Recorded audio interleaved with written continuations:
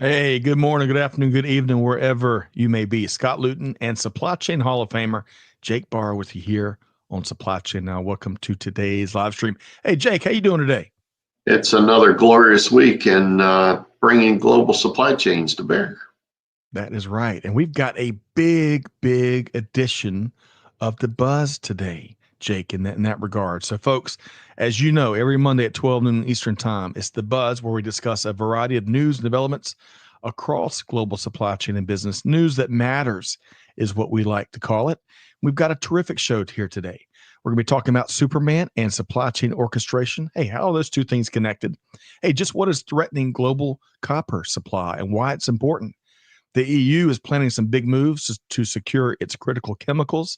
And speaking of the EU, its trade disagreements with China are starting to simmer a bit more. All that and a whole bunch more. Jake, should be a great addition to the Buzz, huh? It's another day and never normal. Another day and never normal. So true. Folks, stay tuned for a great show. Two things before we get going. First, give us your take in the comments, whether you're tuned in via LinkedIn, X, YouTube, Facebook, Twitch, no matter. Let us know what you think. And secondly, if you enjoy today's show, we'd love for you to share it with your friend or your network. They'll be glad you did. Okay, so Jake, I've got a fun warm-up question to ask you in just a minute. But to set that up, I'm going to share the latest edition of our newsletter with that said. Now, we started with a quick review of the global blockbuster Superman. Ben and Ben is my resident comic book consultant and expert. We went and saw the movie over the weekend. We both gave it 2 thumbs up, but it's debatable out there from what I'm hearing. So now one of my favorite elements, though, to the whole Superman franchise is John Williams' legendary film score, including the majestic theme song, Superman March. We're going to drop a link to not only with that said, but also to a great YouTube edition of John Williams leading orchestra in Japan from a couple years ago. But you watch that performance, Jake, it is mesmerizing to see all the oboes and the flutes and the French horns, the percussion, the violins, you name it, all come together in perfect harmony and rhythm to deliver extraordinary and inspiring performance of Superman March. And you know, there's a supply chain orchestration analogy there. So hang on to that thought for just a second. But folks, check out With That Said for our latest data points, tools, resources, and of course, some of our live upcoming events, which we always include for the week coming up. So we're going to drop a link there. Okay, Jake, back to superheroes first. So Ben and I enjoyed this edition of Superman. It's like the 3rd or 4th reboot. I'd recommend you go out and check it out. I want to ask Jake. Jake, are you a fan, thumbs up or thumbs down, on superhero films? Thumbs up, without question. Are you kidding me? Without question. And your favorite is? Oh, well, the Man of Steel has some allure. It's Batman. Okay, Batman. And your favorite actor that performed in that Batman role was who? Oh, Keaton, without question. Michael Keaton. Michael Keaton, yes. Well, you know, that 1989, his first film as Batman, when Jack Nicholson was the Joker, that was one of the biggest hype movies and movies that delivered in my lifetime. And delivered in spades. But Completely I go back in true supply chain fashion to the very genesis of many of these characters, right? So I've been around for that many decades. So from a John Wayne perspective, I've seen them in living color, even on tube before, and in their page-based method of a comic book series, right? So I can walk you through all of the dimensions of those. It is good to see them recreate and try and add additional dimensions, because that's what the world is about, right? Trying to find how to bring more insight, more spin to what they've already created. So true. So true. Folks, we'd love to get you to weigh in, whether you're Maharaj, who's tuned in from India, on LinkedIn. Hey, let us know what your favorite movie is, or if you've seen Superman 2025 yet, let us know. This user, Amanda, let me know who this. Oh, this is Charlotte. Charlotte, who's tuned in from France. Charlotte, let us know if you've seen Superman 2025 yet, or what your favorite superhero movies are. Okay, we got a lot to get to here, Jake. But hey, well, I want to circle back. We have dropped the link to that performance of Superman March. Folks, check it out. Brilliant. It really is. So with that in mind, Jake, and going back to supply chain orchestration, which of course we've had lots of conversations, action-driven conversations here at Supply Chain Now about, if you had a captive room full of supply chain leaders at the Waldorf Astoria Hotel up in New York City, and they were just watching and hanging on your every word, what would be a couple of key considerations related to supply chain orchestration that you would share with that room? Supply chain orchestration really is a way to deal with never normal. And in fact, if anything, it's a linchpin foundation element that you have to understand is a prerequisite for actually moving forward. If you cannot bring together the end-to-end basis of your ecosystem, regardless of whether you own the assets or the partners or not, to be able to manage the amount of chaos that we have to work through, regardless of its source, you're really, again, and I've used this analogy before, you're really endangering hanging up a going out of business shingle today.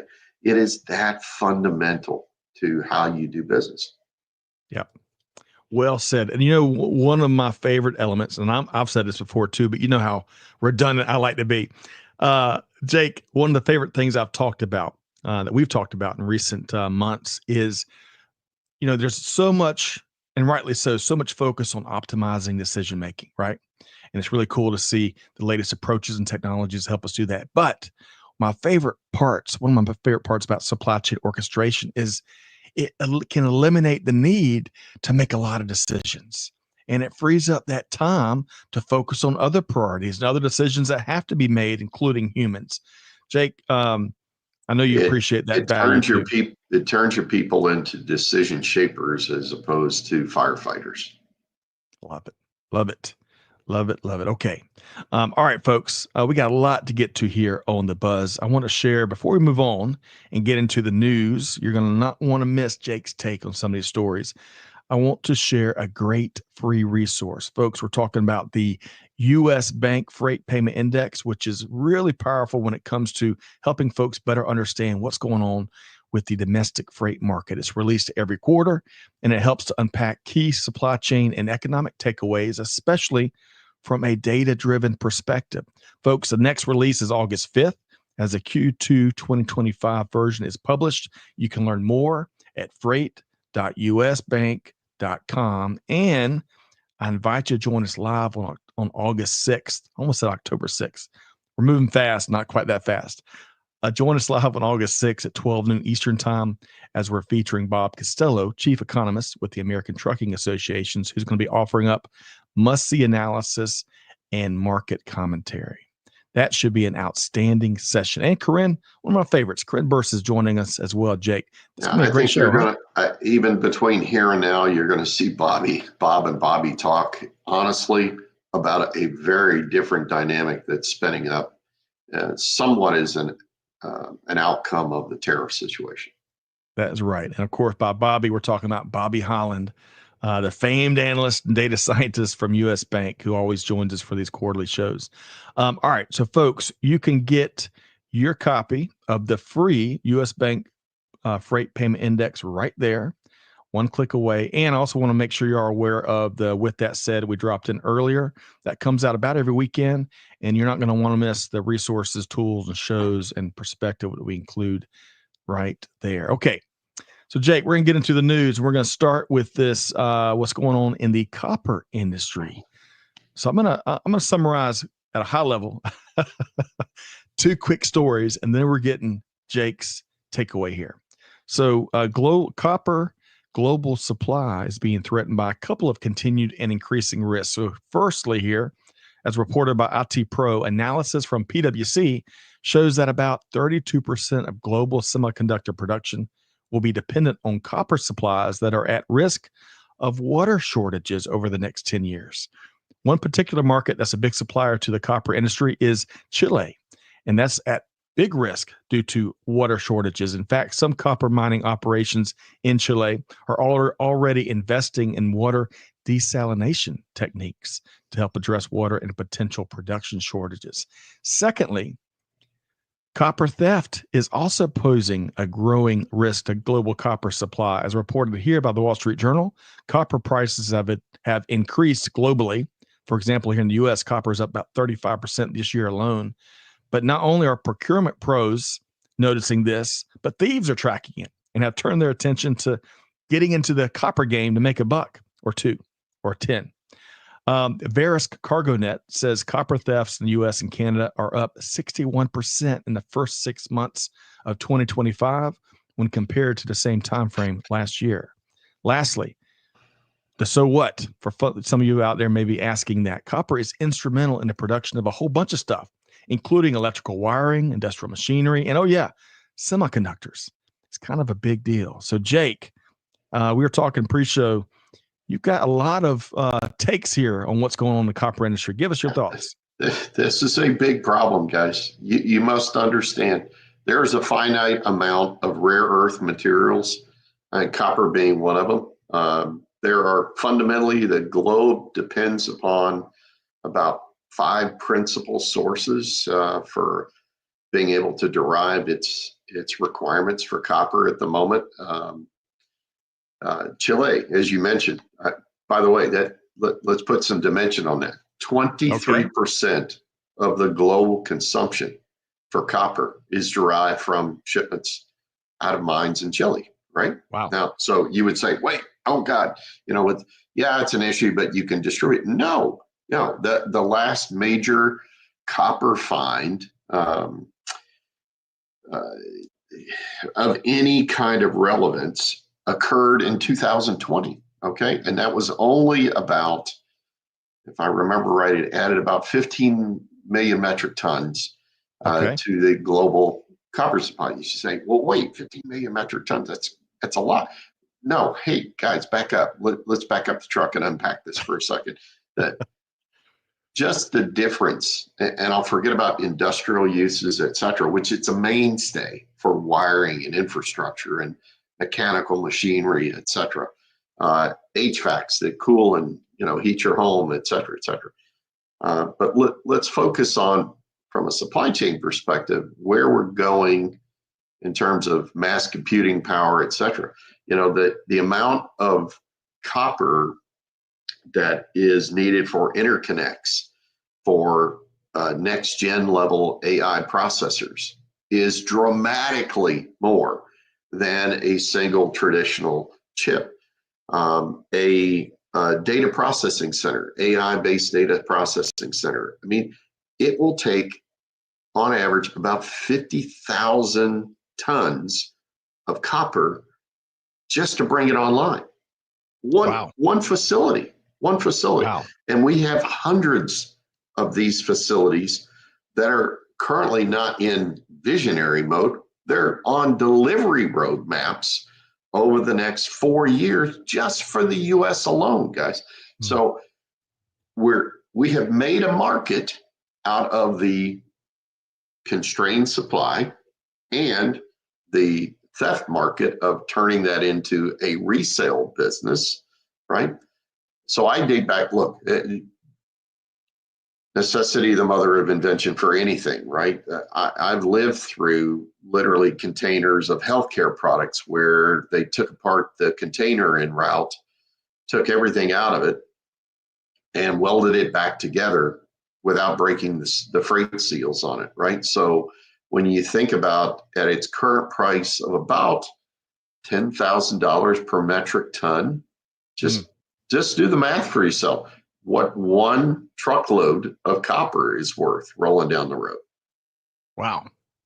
I need a calculator and maybe an abacus and definitely an Excel spreadsheet to do that math. But anyway, kidding aside, it's a big deal. It's a big deal. Another thing, I did not get good grades in chemical, but in chemistry rather.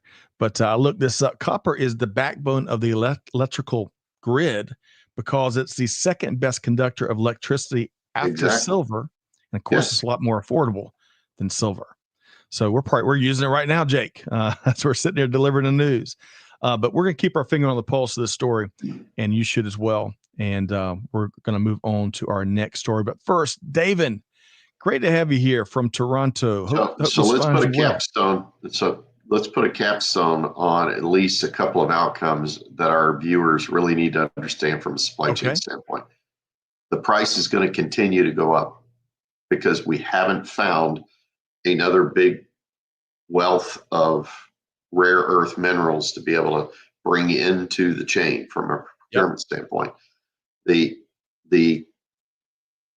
cost just to process and make it available, as you alluded to in the chili example, right? It's not an inexpensive element to actually go through and do the separation and do the final cultivation of it. So you're going to have higher processing costs that are going to go into per ton yields. And so anything you're talking about that's tied to electrical grid, industrial equipment, et cetera, you need to be proactively thinking future forward.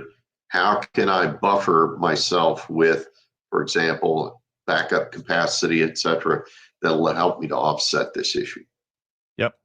That's a great capstone. And adding to that, all just the latest reason why we've got to invest in freight security, right? Because those rates are taking off, and infrastructure security, right? Because they're not just the bad folks aren't just taking them from freight and transit; they're taking them right out of facilities. Oh, yes. So good stuff there, Jake. Or bad stuff, but good information.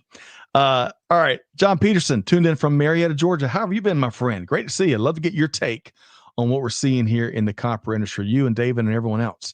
All right, so Jake, we're going to move right along, and we're going to talk about, on a bit of a related note, protecting critical chemicals and what the EU is doing in that regard here. So as reported here by Reuters, the EU will launch a critical chemical alliance this year, bringing together the Commission, member states, industry groups to strengthen the 27 nation organizations' industrial chemical supply chains.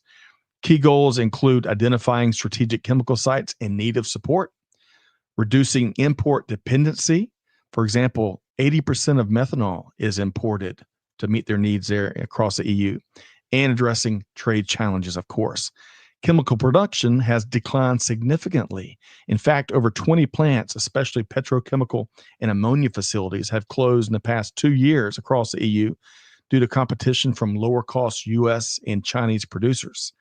Now, the aim of the Critical Chemical Alliance, the policies themselves are focused on integrating chemicals into future trade deals, tightening import monitoring, extending state aid to offset energy costs, speeding up permitting and approvals. That's something Jake just spoke about, because there's no overnight solutions. We got to speed up those regulatory processes. It's also focused on embedding EU content requirements in procurement and contracts and all, and reducing European Union chemicals industry costs. So, Jake, your thoughts on what the EU is doing to address some of these chemical shortages and industry shortfalls? Well, I think first, we should back up and say, hey, this is I'll call it in some ways a parallel activity of what others have undertaken in non-chemical sectors. Because if you look at the criticality that chemicals represents to a minimum of at least 3 large-scale industrial sectors, verticals wise in Europe. I mean, you could rattle off pharma and life science. You could talk about all the sustainability efforts across the continent. And then obviously, I hate to say it, but in a defense context as well. So you look at that and you say, hey, what they're doing is they've woken up to the fact that they're exposed on the availability of the products in question, and they've realized they can't do this in a haphazard way. They need to actually bind together so that they're looking at a holistic solution for how they can help protect what their needs are across these things. And I actually support what they're doing, because I also think it's helping streamline what has been the contributing factor for why some of those installations and production facilities actually shut down, right? Because they were dealing with different rule sets, right? And it made it a little bit more difficult for them to viably operate across the larger geography. So they were being undercut by external competition, right? But at the same time, they couldn't fight back because the rule sets were also different. Right. Good stuff. We'll see when it launches and early returns. But it sounds like, to echo your sentiments there, Jake, it sounds like a smart and overdue set of actions by the EU, and probably something that other parts of the world can probably benchmark, study, and act on in their own right. Well, all right. if you look at some of the effort, you'll see some terminology they offer up, and I'm trying to make sure I paraphrase it correctly, but it's call it building block molecules, Scott. So their focus is really from the ground up and saying, hey, these ingredients and these elements are going to be critical to us long term across a number of sectors. And we need to make sure we have a viable way to have them available and to protect the sourcing of it. Great addition there, Jake. And it just reminds me for the millionth time why I should have paid more attention in chemistry class. I'm letting Miss Beckham down. But good stuff. We're going to keep our finger on the pulse of the story as well. All right, Jake, we're going to stick with the EU here. We're going to talk about a little different twist of a topic. Tariffs, trades, headaches, negotiations, frustrations. Yeah, we're going to dive more into all that. So as reported by CNBC, while the volatile U.S. trade policies and actions have taken, of course, center stage this year, the EU and China may have fireworks of their own brewing. Recent EU restrictions blocking Chinese participation in public RFPs for medical devices, well, that prompted China to impose curbs on EU medical device imports, along with new duties on that delicious EU brandy. These tit-for-tat measures reflect a shift, according to many trade analysts out there. What was once an optimistic EU-China trade relationship is now marked by escalating protectionism and mutual investigation. Some predict that ahead of the EU-China July 24th summit in Beijing, tensions are unlikely to be resolved, casting doubt on a growing trade relationship that some pointed at as a leverage point for both groups' negotiations with the U.S. Well, as we all know, global trade, it ain't easy. Jake, your thoughts on what we're seeing here? I don't anticipate any de-escalation in what's going on between the EU and China. In fact, if anything, I think it will end up being a little bit stir in the drink of why the EU and the US actually come back and coalesce on a number of topics, because fundamentally that will be the answer when you look at the major trading sources. Look, in the world, business economics ultimately play out and win, and I think you'll see that play out here. Yep. Well said. We'll see what comes out of the summit, but there's a lot of practical pessimism out there. We shall see. All right. So, Jake, on a related note, tariffs, headaches, and supply chain, how that all rolls into supply chain management as we navigate through these volatile times. We've got great resources here. Tariffs, of course, are top of mind for distributors and manufacturers across supply chains everywhere. They're wreaking havoc on pricing and margins. While a lot of companies are still in wait and see mode, that's a dangerous mode to be in. If you're looking to get ahead of all the chaos or the continued chaos, Enable's new tariff price planner lets you turn all that uncertainty into opportunity. This tool gives you real-time insights into how changing tariffs impact your costs and prices, and lets you adjust pricing instantly to protect your margins. There's lots of research out there that talks about how margins are taking a hit because folks can't make price changes fast enough. With this tool, you can even simulate pricing strategies before making any moves, maximizing your control and your ability to see around corners. I wish I had some of that. We're dropping a link in the comments so you can learn more about both our friends at Enable and where you can demo this innovative and practical new tool. Check it out, folks. And Amanda, thank you for dropping a link right there. Jake, we got to find a way, whether you use that tool or other tools or new approaches, innovative approaches at navigating this VUCA environment. We can't sit on our hands. You've got to be constantly doing scenario evaluations. In my view, if you don't have nominally about a dozen live scenarios in play constantly, right? Because as you know, it's not a single point. It's not, well, I can predict it can go from 5 to 15.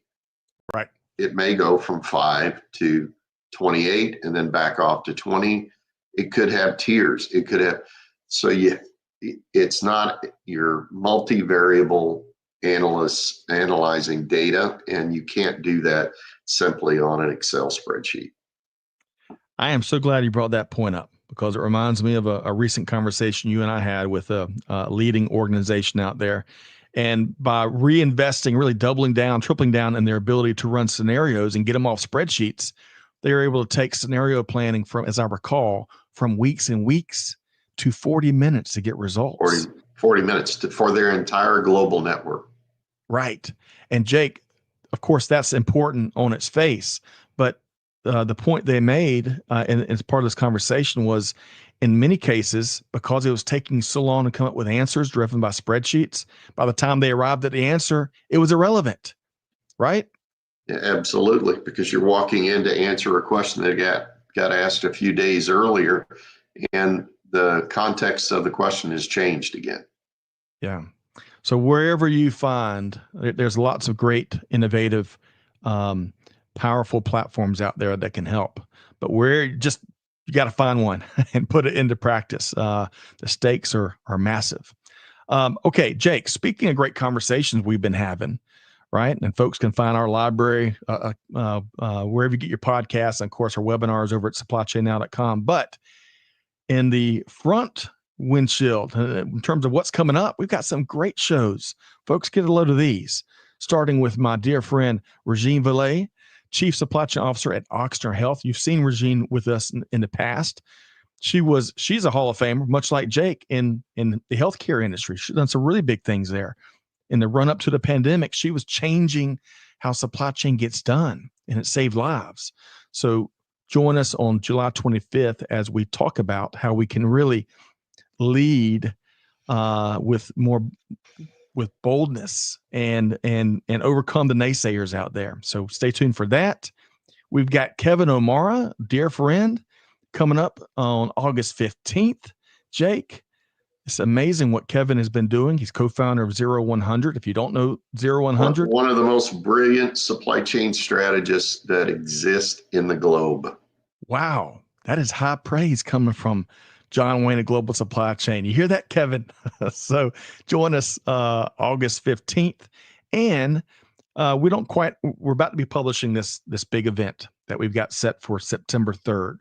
So stay tuned. But Jake, we've got a Knights Roundtable of supply chain dynamos. We're talking CSCOs from Fortune 1000 companies. So Jake, when you think about the first two events and then this big panel event we've got set for September 3rd, I believe it is. Women what are some things in supply chain? Absolutely. Some of the best women leaders that are out there, but more importantly, some of the most successful supply chain leaders on the planet. So with that, that's right, September 3rd, it's going to be an incredible panel session featuring notable women in supply chain doing big things. And as Jake said, not just because they're women, because they're incredible people, incredible leaders. So folks, circle September 3rd, August 15th, and July 25th. But Jake, when you think about these conversations coming up, what are some things that you're looking forward to from these discussions? Well, I'm especially looking forward to first, let's start in the order that you kind of laid them out. Look, Regine, she is one of the most pragmatic supply chain leaders out there. Okay. So you can throw the end of the world type problems at her, and she will literally diagnose it down into a number of manageable steps. Okay. So I love the way she thinks through a problem. Second, the piece with 0100 and Kevin, look, if you're really trying to understand where the puck is going currently from an AI perspective, I mean, he's doing a whole session around the age of agentic AI. you really need to absorb what he's going to be walking through, because fundamentally, that's how we're going to operate the supply chain. We're going to operate the supply chain aided by AI productively in a way that turns our people into decision shapers so that we can actually stay ahead of the never normal, okay? Which is tough to do, but Kevin's brilliant at that. Well And said. to cap it off, when you get the panel, I'm telling you guys, this is an all-star panel. We're talking Renee Ure, the former COO and VP of supply chain at Lenovo. We're talking the chief supply chain officer from Kimberly-Clark, the chief supply chain officer from Weston Lamb, the chief supply chain officer from Hasbro. These are folks that are not only seasoned veterans, but exceptional leaders that I think you're going to walk away with some great insights from. Undoubtedly, Jake. And folks, we want to make it easy for all y'all out there. Angelina is here. She says, love it. I'll be there on July 25th and again in August. Wonderful, Angelina. And hope this finds you well.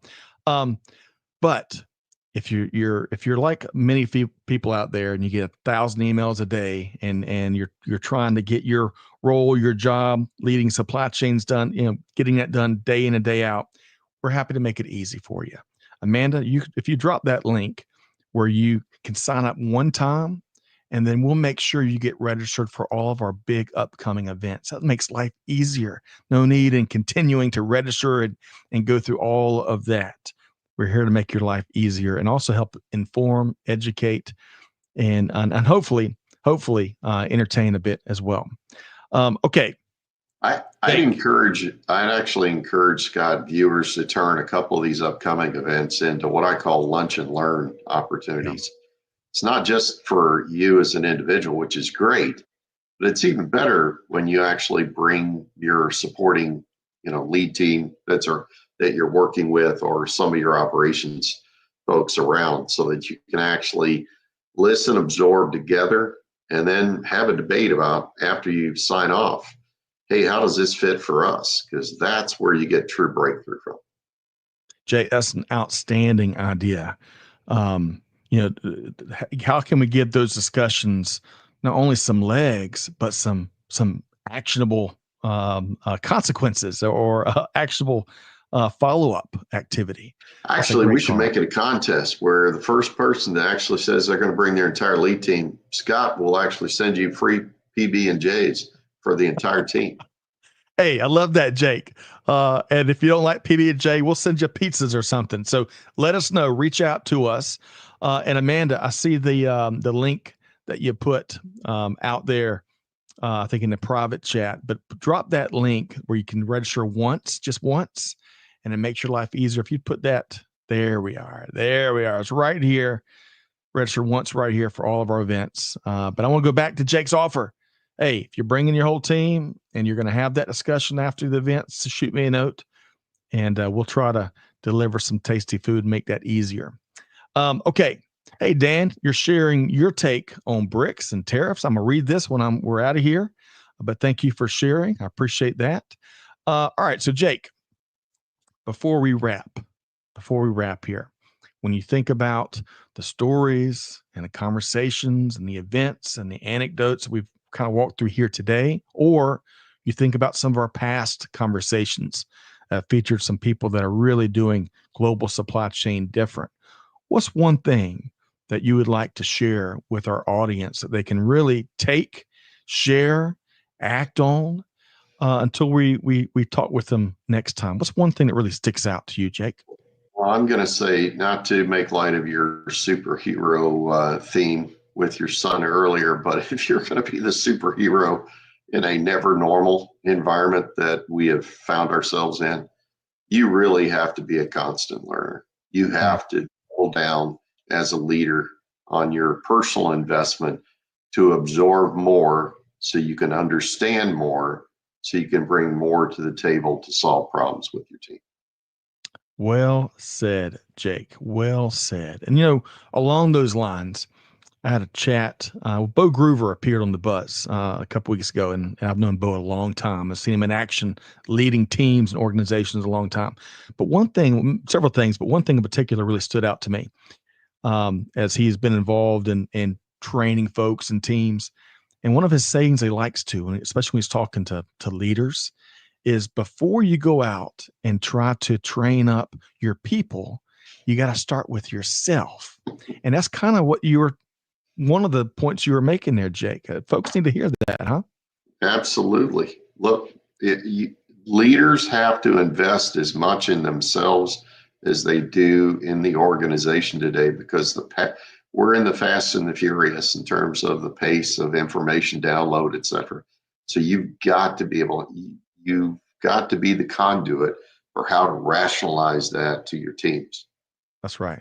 Conduit, back to the copper story, huh? We can't leave copper alone.